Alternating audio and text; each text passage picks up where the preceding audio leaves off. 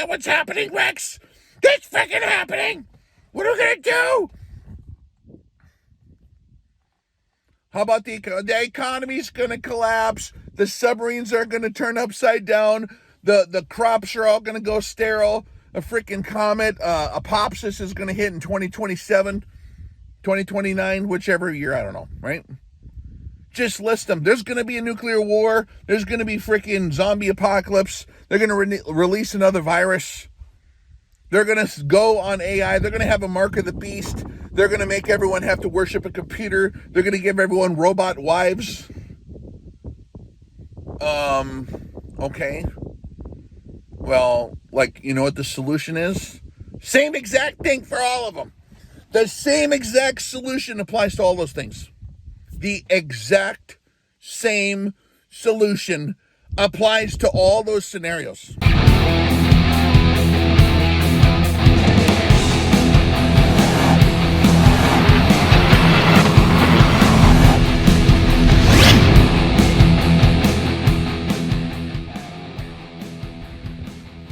Hey guys, there is this fly on my windshield, and it's got the coolest metallic green, like the Green Hornet color, kind of metallic color to it, shiny green, like it's just a deep, beautiful green.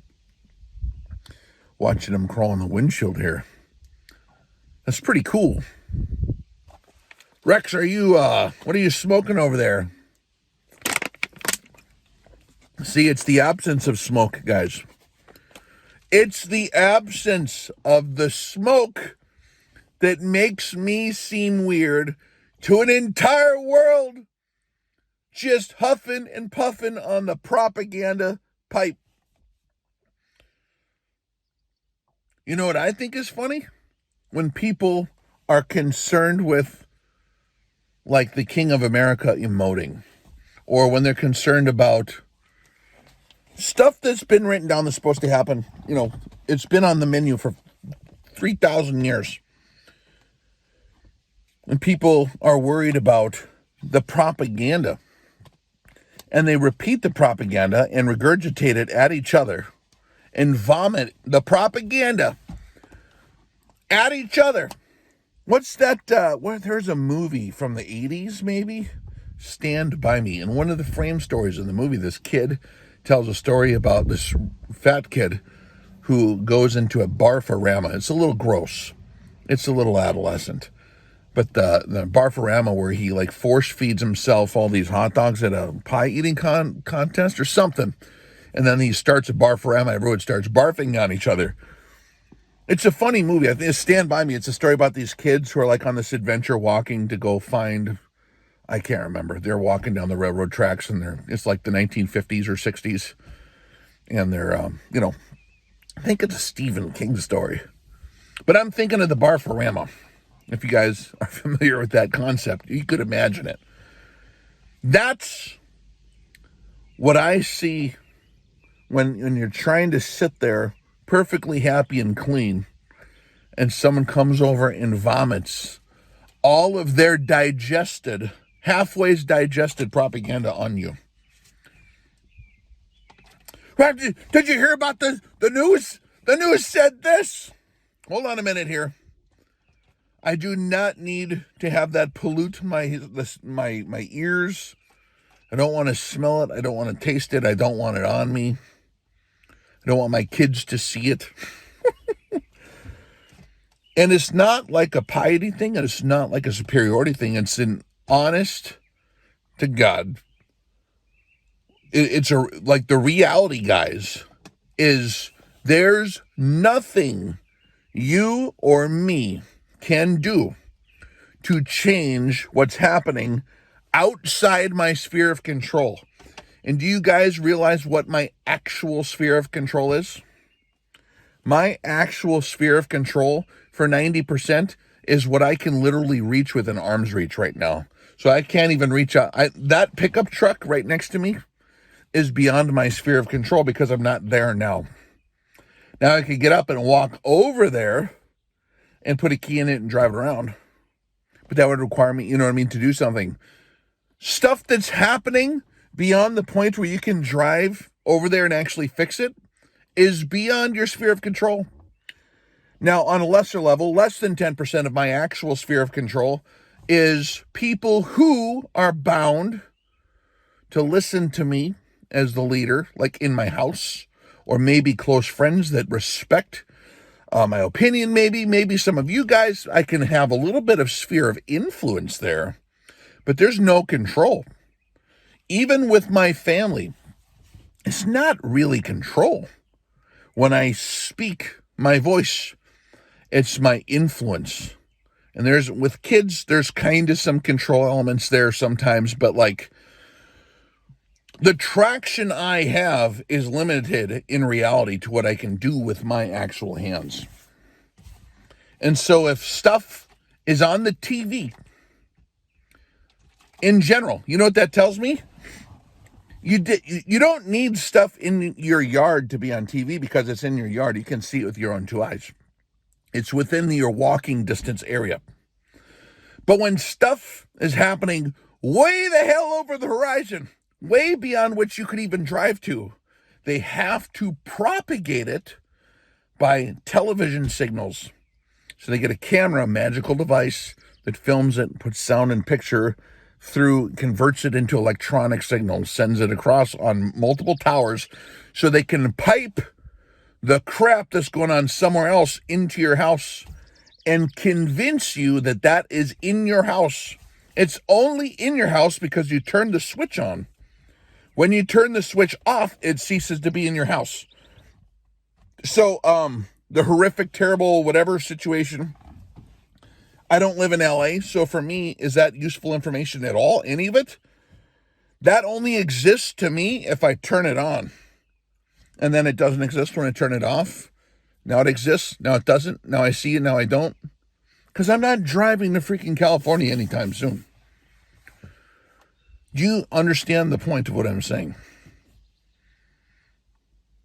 If it's beyond totally your sphere of control, or even your sphere of even the minute, well, Rex, our voice must be heard. Are you so arrogant that you think that those guys, who, by the way, are being pawns of the Almighty to accomplish his will for what's eventually going to take place on the earth, to force us to see him again? It's all part of the deal. Do you think that us talking or emoting on a keyboard is going to cause them to have a moment of pause?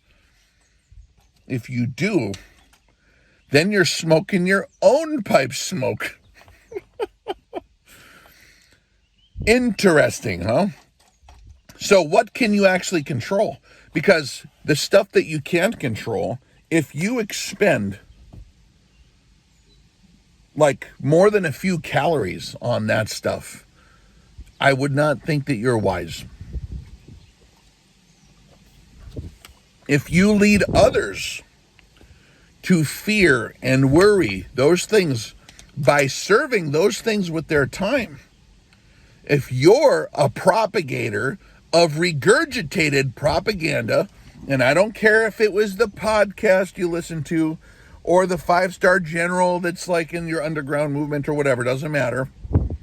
If you are propagating your version of the propaganda, now you're causing other people to also, what I would call in straightforward terms, completely waste their time and their lives. Here's the fact of the matter. Whether the King of America is emoting, or whether freaking bombs are falling, or flying scrolls are going all across the land of Shinar, or whatever, no matter what's happening, if it's not in your actual sphere of control, it's not relevant to you and your mission. And you and your mission is to take care of those that you are in charge of taking care of. There's nothing you can do about it. There's nothing you can change. And knowing or not knowing doesn't change really anything in your environment for where it really counts to make a difference for your survival. The survival system that is beyond the sword, the survival system that is beyond the sword, beyond it, above that, tells us exactly what we need to do to survive all of it. So you don't need to worry. So if you talk to professionals that actually know about this stuff, actually see the big picture, the chumps are the ones eating the propaganda. The chumps. And if you spend your time on YouTube or the news consuming the propaganda, you are a chump. Unless it's like football and it's just entertainment. Okay, that's fine. Some of the stuff I find slightly entertaining. My buddy sent me the one at 5 in the morning. It was funny to watch the King of America drop an F-bomb. I thought that was pretty funny, right? But like, I give zero shits.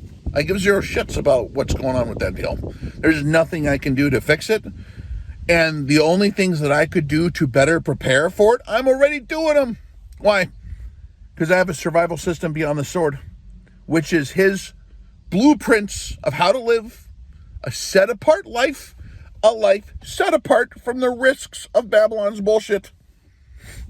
We're like very strongly encouraged to have our own vineyard, our own well, our own little field, our own little area that we can maintain peace in. And we're supposed to concentrate on our family, which is 100% within your control.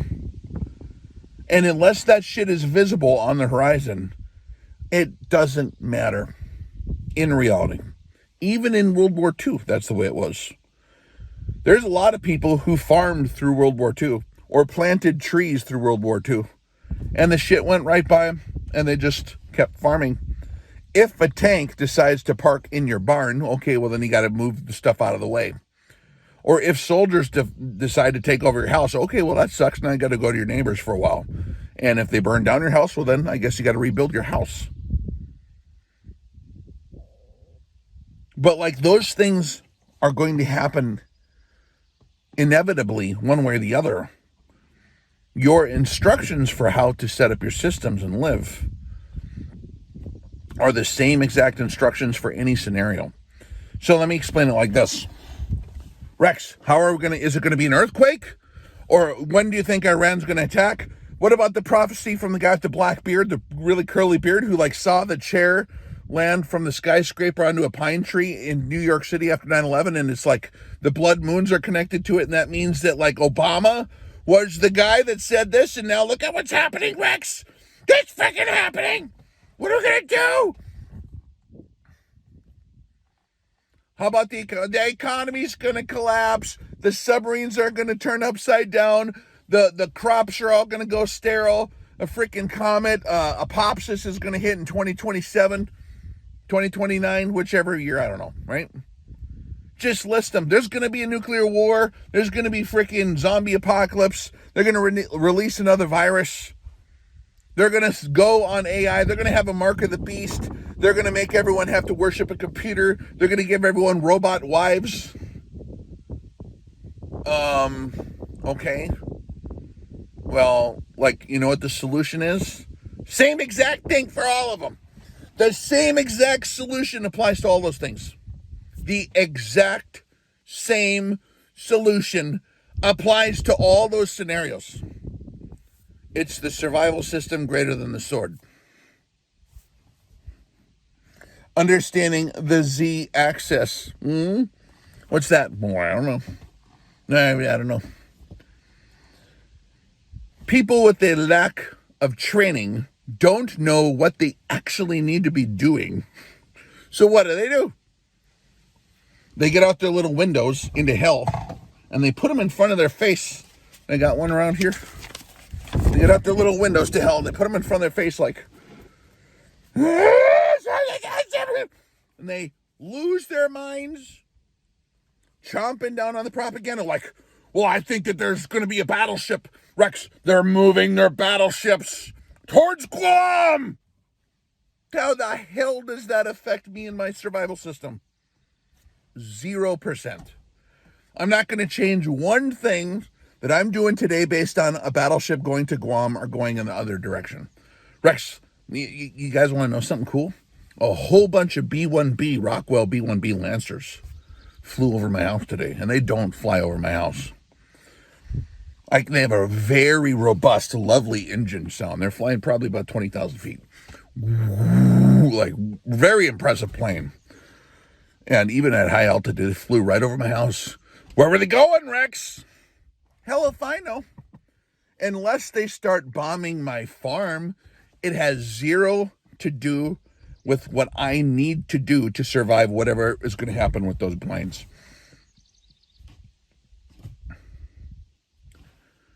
The same solution applies to every potential cataclysm.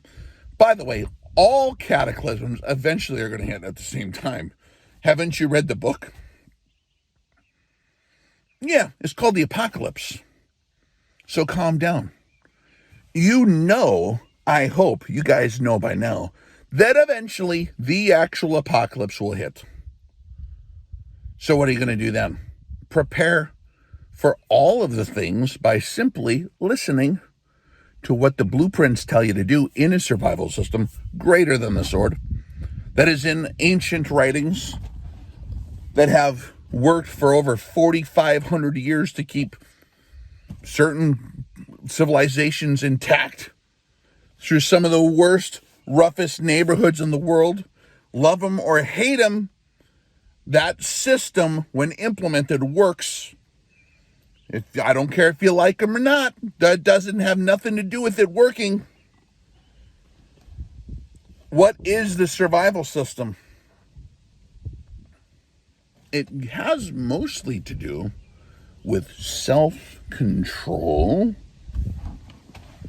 being grounded in actual reality, inside your actual proximity limits, to efficiently channel your efforts in a constructive way thermodynamically, to positively affect your area that you actually control and can benefit from. What a crazy idea that is. Top secret information, guys. And it's also concentrated on maintaining excellence in the human systems that you surround yourself with. Gates, filters, prerequisites, laws, bylaws are perfect. You have to have perfect bylaws. You know how many different guys I've met that have their little doomsday prepper clubs? A lot. Some of them are extremely qualified to do bad things. How long are they actually going to stick together, you think? That's the funny part. They don't know the book. They don't know the blueprints. And they're imagining that because they are this like commando guy, or were this commando guy over here, there, or wherever, that that's just automatically all going to hold itself together because they're just all decided to, without the proper balances and accountability. And the system, what glues that together? It's different when it's attached to the monster of the government than it is when it's just you and your buddies making a click out of it. Well, me and a bunch of veterans, Rex, we're going to get together. Dude, like, give me a freaking break. You guys you can't even agree on what barbecue to go to. You have no rules. Each one of you is your own personal 5-star general. It ain't going to work. If every guy in your little clique is their own personal 5-star general, how well are you going to cooperate? It doesn't work. They're going to last probably a day until they have their first question come up, first conversation, first disagreement. They'll destroy themselves. It's not about learning all the different weapons drills and tactics and small unit stuff or prepper shit or stacking food or any of that stuff. It's about those things we just talked about, including excellence in human relationships, and the bylaws need to be perfectly governed, and there has to be perfect adherence to those bylaws. Everyone needs to be on the same page. And if they're not, there's mechanisms. How do you go by that? How does the system work?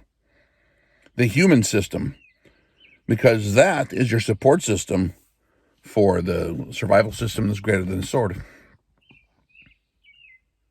Okay? So the fact of the matter is, yes, the entire world is going to go through stuff that's going to cause people to melt down and run in circles with their hair on fire. And all the people that think they're prepared, quite frankly, they're going to last less than 24 hours. And then they'll be a lone wolf by themselves. And then within 2 or 3 days, it won't work. So what is the solution? The solution is not to be huffing and puffing on the propaganda pipe. Those guys do not know what they're doing. If they did, then they would be saying what I'm saying. They would be actively perfecting those human systems around themselves, getting that actually squared away, learning how to maintain those things, learning how to sustain them in a way that's mutually advantageous for everybody involved, in accordance with the standards of the blueprints of the MAG bylaws. And then they would focus their efforts. You know, the kind of people that I'm talking about are like, you've got communities that are hundreds of years old in America, for example, like the Amish or the Hutterites. They have a very clearly defined set of local bylaws and standards. They're different than mine. In some ways, they're the same. But that's what holds them communities together. And yes, they have their problems, and they're not 100% perfect, in my opinion. Okay? Because there is a little bit of deviation from the original blueprints.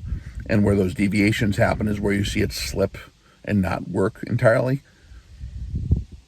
But there are people that go exactly by the blueprints of an established system that has stood the test of time. And those people keep on trucking through multitudes of world empire collapses like there's nothing there. Like where the superpower completely collapsed into itself and they were fine. They went on, they kept the same exact community standards. They didn't lose any. I mean, they took care of each other. If you guys like that stuff and you want to learn about a survival system greater than the sword, then I would strongly suggest checking us out on Patreon. That's what we talk about over there. So if you're serious about your training, then come join us on Patreon. If you just want to be entertained by stuff, then we do that too. We try to be entertaining. But if you're serious about actually doing the survival system, that's predominantly what we're talking about over there. So we still do the rifle training, of course. We still do the precision rifle training because there's so many transferable disciplines and allegories there that transfer into what we're talking about in terms of facts and the physics of the universe and things like that you have to be relatively disciplined in and familiar with in order to be effective in anything.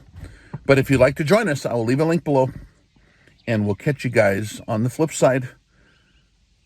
If someone's razzled and dazzled every time the wind changes direction,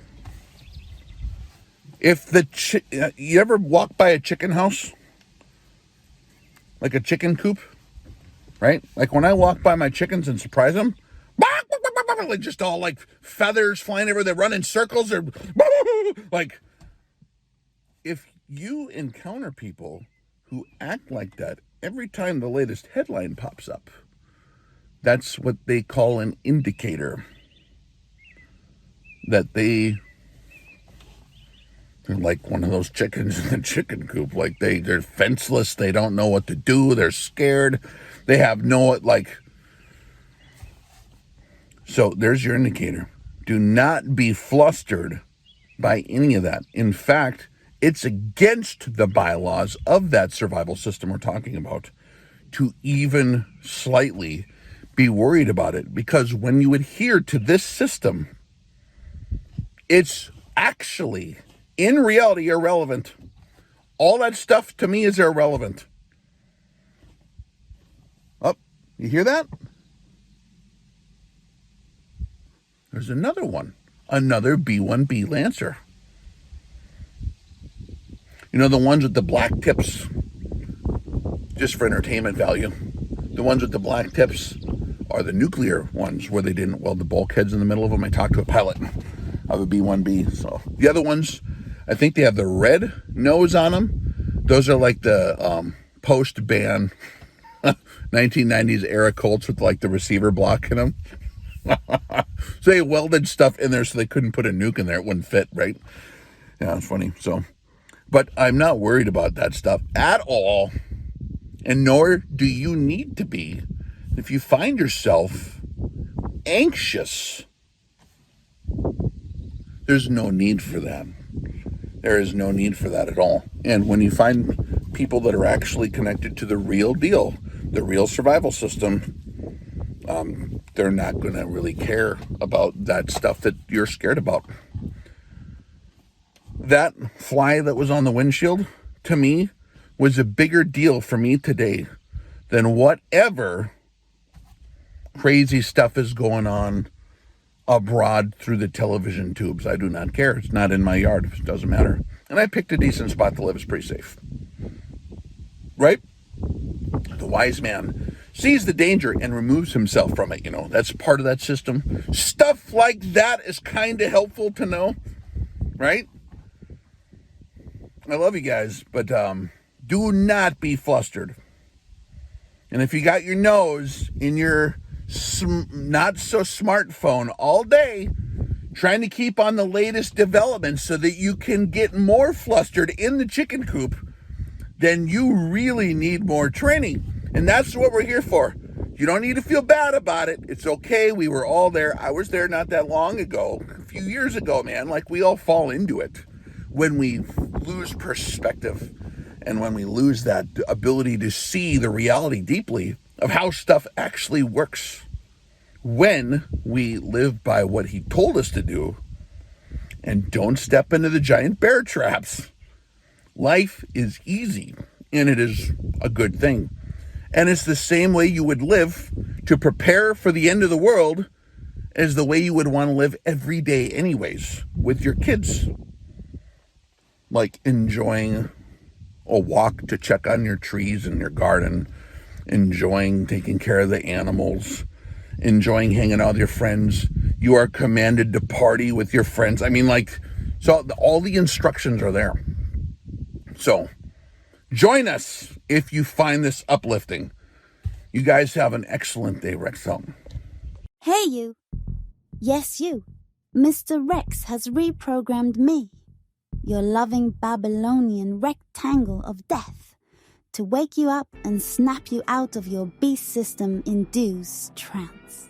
If you spent more than 1 minute of your day doom scrolling to get your adrenaline hit for the day, you need to exit this projected digital false reality immediately.